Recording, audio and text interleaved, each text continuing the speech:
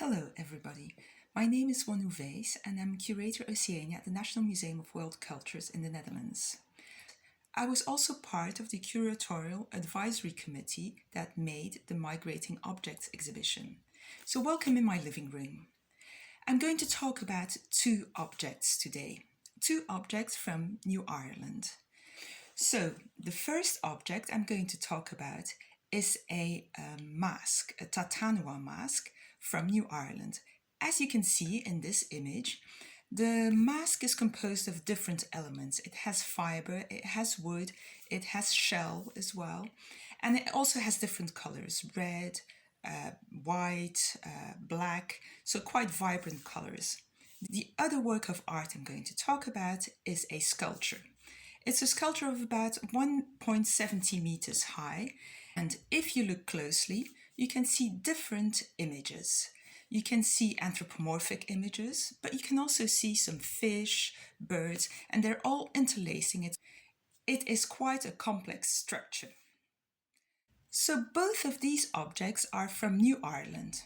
And New Ireland, if you look at the world map, is just north of New Guinea, to the northeast, as you can see on this map. It's a very diverse area. It has about 18 languages that are spoken still today, and it's divided into several districts. The works of art I'm talking about today are from the northern part of New Ireland. So what makes these objects so special? They were part of the first ethnographic collection that Peggy Guggenheim acquired in 1959. She acquired them from Julius Carlbach. And Julius Carlbach was a German Jew from Lübeck who had fled his hometown of Berlin to go and live in New York. He was a major and famous art dealer and was specialized in surrealist art.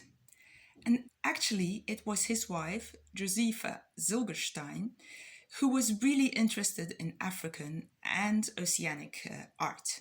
When we look at Peggy Guggenheim's autobiography, which I have here for you, we see that she writes about when she first acquired these objects, and she was very proud about it. And she says, "I began buying pre-Columbian and primitive art. In the next few weeks, I found myself the proud possessor of 12 fantastic artifacts, consisting of masks and sculptures from New Guinea, the Belgian Congo, the French Sudan, Peru, Brazil, Mexico, and New Ireland."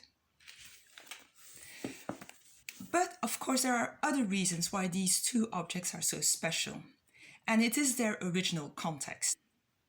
They were used during funerary rituals, which are called malangan, and which are still practiced today. So whenever someone would die, a chief would organize a big feast. The feast consisted of having sculptures specially made for the feast, but also having masks, having food produced.